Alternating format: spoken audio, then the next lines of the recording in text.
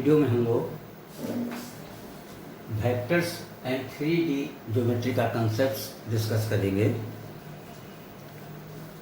वैसे तो वेक्टर्स का यूज फिजिक्स में भी होता, फिजिक्स में ज़्यादा होता है, लेकिन ये क्लास 12 के मैथमेटिक्स में भी है। और इस वेक्टर के साथ 3D ज्योमेट्री है, यानी जो हम लोग 3D ज्योमेट्री डिस्कस करेंगे वो with the help of vectors करेंगे, इसलिए वेक्टर्स को पहले रखा गया है। तो हम लोग बिल्कुल शुरू से स्टार्ट करते हैं। फिजिक्स की जो क्वांटिटीज होती है, quantities in physics, quantities in physics, इसको हम लोग दो पार्ट में क्लासिफाई करते हैं। एक को हम लोग स्केलर्स कहते हैं और एक को हम लोग वेक्टर्स कहते हैं। लेकिन हायर क्लासेस में आप पढ़ेंगे कि एक और क्वांटिटी होती है जिसको हम लोग टेंसर्स कहेंगे, और ये हम लोग आगे की क्लासेस में डिस्कस करेंगे टेंसर्स का। अभी हम लोग मुख्य रूप से स्केलर एंड वेक्टर्स करेंगे। तो जैसा कि हम लोग 9th 10th 11th में भी डिस्कस किए हुए हैं कि जो स्केलर होते हैं वो वैसी फिजिकल क्वांटिटी होती है जिसमें सिर्फ मैग्नीट्यूड होता है, डायरेक्शन की जरूरत उसको नहीं पड़ती है। जैसे डिस्टेंस, हम ए से बी गए, तो ए से बी गए 5 मीटर, या हम ए से सी की तरफ जाएं 5 मीटर, या ए से डी की तरफ जाएं 5 मीटर, तो हर हाल में वो डिस्टेंस 5 मीटर ही रहेगी। तो उसमें मैग्नीट्यूड का जरूरत है, डायरेक्शन का जरूरत नहीं। लेकिन अगर हम ये कहें कि 5 मीटर इन ईस्ट डायरेक्शन और 5 मीटर इन नॉर्थ ईस्ट डायरेक्शन, तो फिर हमें जरूरत पड़ेगी उसके डायरेक्शन को भी कंसिडर करने की, तब वह वेक्टर कहलाएगी। फिलहाल हम लोग बहुत सिंपल करके चले, scalars magnitude only, magnitude only इसमें रहता है। इसमें मैग्नीट्यूड एंड डायरेक्शन दोनों की बात करते हैं। जैसे अगर हम यहाँ डिस्टेंस लिखें तो उधर डिस्प्लेसमेंट हो जाएगा। अभी हम लोग उसका डिस्कस और डिटेल में भी करेंगे, डिस्टेंस इधर डिस्प्लेसमेंट। लेकिन अगर हम यहाँ मास लिखें, ये स्केलर है, तो इधर हो जाएगा वेट और फोर्स भी हो जाएगा। वेट के साथ आप दे दीजिए फोर्स भी हो जाएगा। फिर इसमें वेलोसिटी आएगी, इसमें सिर्फ स्पीड, इसमें वेलोसिटी, और वेलोसिटी रहेगा तो साथ में एक्सेलरेशन भी वेक्टर हो जाएगा। फिर इसमें सिर्फ टाइम रहेगा, तो टाइम के साथ हम लोग टाइम पीरियड भी कंसिडर कर सकते हैं। और यहाँ पर हमारा हो जाएगा वर्क डन। स्केलर वर्क के साथ आप एनर्जी भी ले सकते हैं, और एनर्जी के साथ हम लोग पावर भी ले सकते हैं, कंसिडर कर सकते हैं, सब स्केलर है। एक और टर्म हम इंट्रोड्यूस कर दें, पोटेंशियल। ये चाहे इलेक्ट्रिक पोटेंशियल हो, या ग्रेविटेशनल पोटेंशियल हो, या मैग्नेटिक पोटेंशियल, ये सारे स्केलर होंगे। और इधर वेक्टर में फिर हो जाएगा मोमेंटम, और इस तरह की बहुत सारी क्वांटिटीज है जो वेक्टर होगी। हम लोग बहुत ज़्यादा डिटेल में नहीं जाएंगे, अदरवाइज ये फिजिक्स हो जाएगा। इन सारी क्वांटिटी को डिस्कस करने के लिए, इधर लेफ्ट साइड वाली, हमें सिर्फ उसके मैग्नीट्यूड की जरूरत पड़ेगी, डायरेक्शन की जरूरत नहीं पड़ेगी। लेकिन इधर की किसी भी क्वांटिटी को डिस्कस करने के लिए हमें उसमें डायरेक्शन की भी जरूरत पड़ेगी। जैसे अगर हम डिस्प्लेसमेंट को कंसिडर करना चाहें तो हमें डायरेक्शन की भी जरूरत पड़ेगी, और वो डायरेक्शन की जरूरत क्यों पड़ती है ये हम लोग थोड़ा सा भी डिस्कस भी करेंगे कि इसको डायरेक्शन की जरूरत क्यों पड़ती है। जैसे यहाँ पर कोई ए से बी की तरफ गया और फिर बी से सी आ गया, तो इसका इनिशियल पॉइंट ए है और फाइनल पॉइंट सी है, और ए से सी मिला दें तो ये हमारा डिस्प्लेसमेंट हो जाएगा। ये ए सी क्या हो जाएगा? डिस्प्लेसमेंट हो जाएगा। ए सी इसलिए डिस्प्लेसमेंट होगा कि इसका डायरेक्शन फिक्स है, ए से सी, और अगर हम इधर घूम करके आए ए से बी, बी से सी, तो फिर ए बी डिस्टेंस हो जाएगी, बी सी भी डिस्टेंस हो जाएगी, लेकिन ए सी डिस्प्लेसमेंट होगा। और सिर्फ अगर हम लोग फोर्स की बात करें, फोर्स, तो फोर्स जो होता है वो वेक्टर होता है। फोर्स इसलिए वेक्टर होता है कि फोर्स एक ऐसी क्वांटिटी है जो किसी बॉडी के स्टेट को चेंज करती है या करने की चेष्टा करती है। इसका डिटेल फिजिक्स में है। और फोर्स के लिए जैसे अगर हम यहाँ से इस तरफ से लगाएं ओ पर और ए के डायरेक्शन में, तो हम इसको वेक्टर कहेंगे क्योंकि इसका डायरेक्शन है ओ से ए। तो ओ से ए ये कोई भी वेक्टर रिप्रेजेंट हो सकता है, या कोई फोर्स भी हो सकता है, डिस्प्लेसमेंट भी हो सकता है, वेलोसिटी हो सकता है, कोई भी फैक्टर हो सकता है। अभी हम लोग मान लेते हैं कि ये फोर्स है, ये ओ ए फोर्स है, तो इसका मैग्नीट्यूड होगा ओ से ए तक और डायरेक्शन होगा फ्रॉम ओ टू ए। तो मैग्नीट्यूड कितना हो जाएगा इसका? मैग्नीट्यूड ओ ए और डायरेक्शन फ्रॉम ओ टू ए, ये डायरेक्शन हो जाएगा ओ टू ए। हम लोग आगे चल करके फिजिक्स में डिस्कस करेंगे कि इस ओ को पॉइंट ऑफ एप्लीकेशन भी कहा जाता है और ये लाइन ऑफ एक्शन भी है, लेकिन अभी उस अननेसेसरी डिटेल में हम लोग नहीं जाएंगे। ये पहला क्वेश्चन है, represent graphically A displacement of 50 kilometre 30 degree east of north. क्योंकि इसमें डायरेक्शन दिया हुआ है ईस्ट ऑफ नॉर्थ, इसमें डायरेक्शन दिया है ईस्ट ऑफ नॉर्थ, तो ये वेक्टर क्वांटिटी है और हमको उस पर को रिप्रेजेंट करना है ग्राफिकली। हर ग्राफ में जैसा कि हम लोग जानते हैं एक स्केल की जरूरत पड़ती है। ये 40 किलोमीटर है, तो हम ले लेते हैं टेक, ये डिस्टेंस ले लेते हैं इक्वल टू 10 किलोमीटर। और फिर ये ग्राफ में जाएंगे हम लोग, ये ग्राफ हो गया।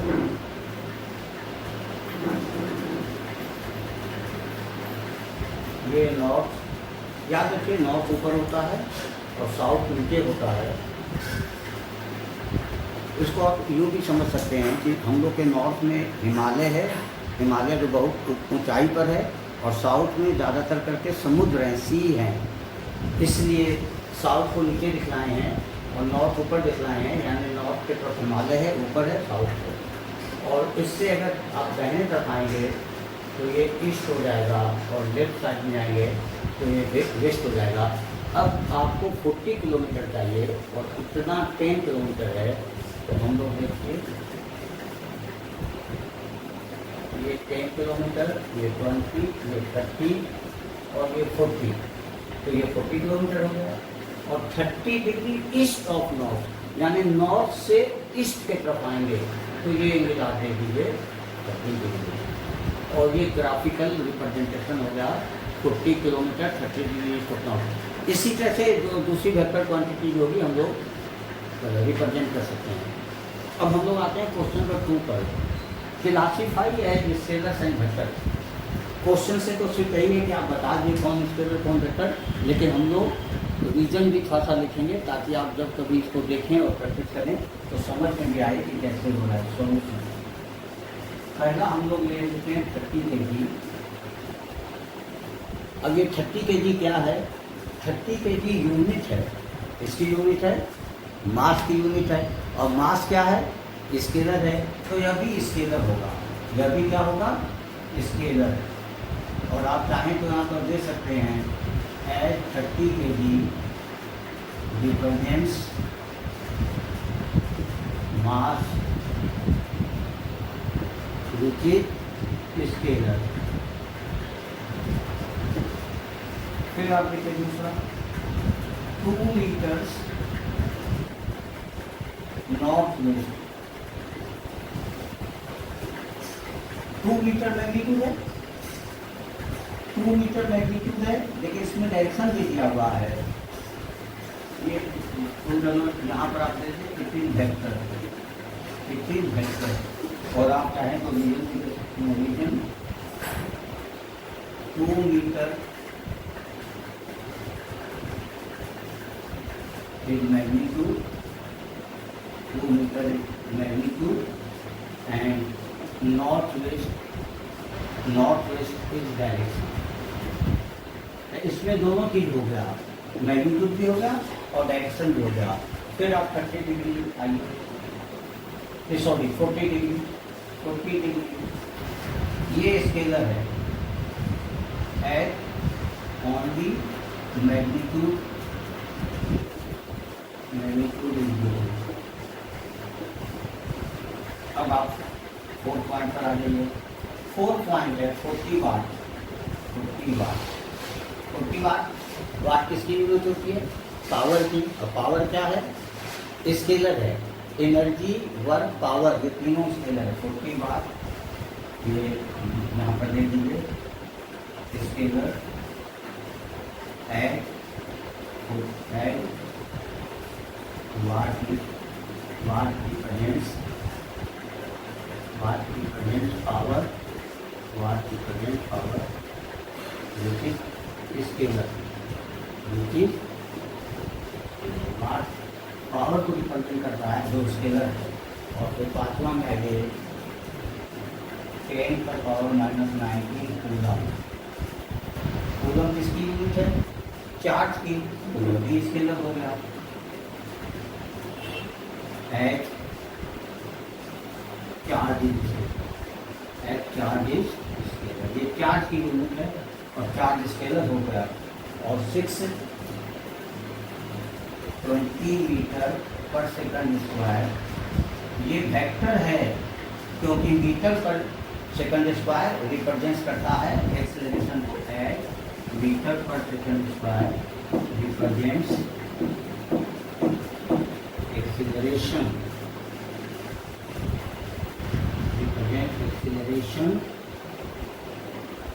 which is vector,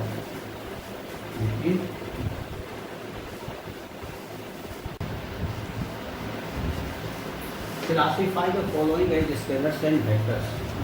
तो ये पहला है सॉल्यूशन में टाइम पीरियड। टाइम पीरियड का मतलब होता है time taking to complete one vibration, यानी एक तरह का टाइमिंग हुआ। और टाइम के लिए कोई डायरेक्शन की जरूरत नहीं होती है कि अगर आप ईस्ट जाएंगे जितना अगर 1 सेकंड आप ईस्ट चलें या वेस्ट चलें या नॉर्थ चलें या किसी भी डायरेक्शन में चलें तो 1 सेकंड ही बीतेगा। इसलिए टाइम पीरियड स्केलर है, टाइम पीरियड इज स्केलर। यहाँ दे दें reason, time does not required, does not need, दे दीजिए time does not need direction,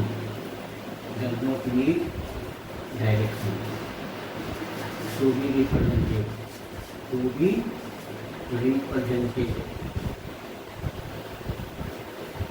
time period scalar है, ये इसमें से भी काम कर जाएगा। ये मैंने इसलिए लिख लिया है कि अगर आपको इसे पढ़ेंगे तो आप अच्छी तरह से समझ भी सकते हैं कि टाइम को डायरेक्शन की जरूरत नहीं, इसीलिए स्केलर है। दूसरा देखिए distance is scalar, medium direction is not needed,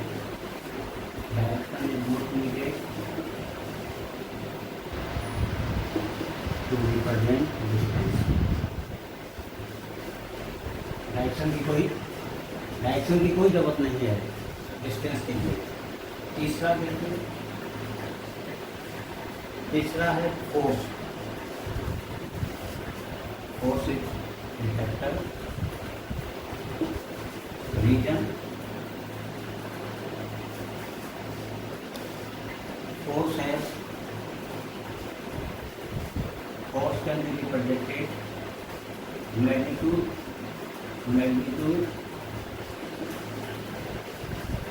and direction are both needed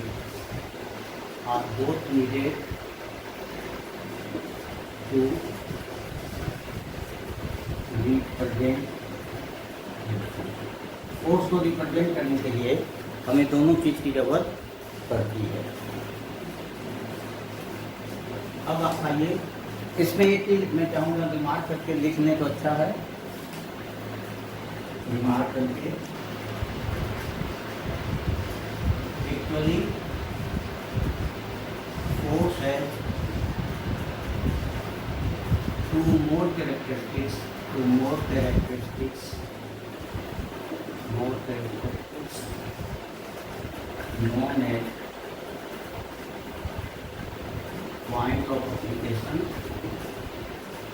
known as point of application and line of ये दो चीज की और जरूरत पड़ती है। इस तरह का डिस्कशन फिजिक्स में जरूरत पड़ता है। और फोर्थ देखिए, फोर्थ हो गया हमारा velocity is a vector reason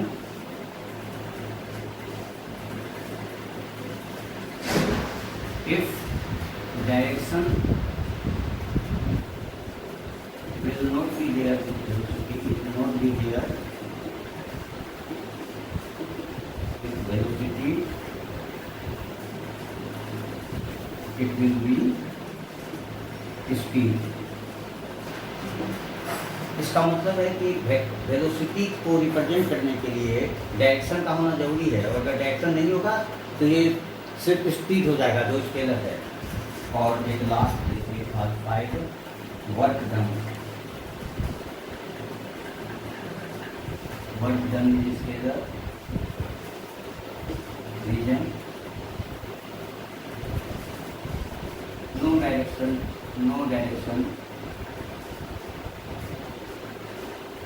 is needed to represent work।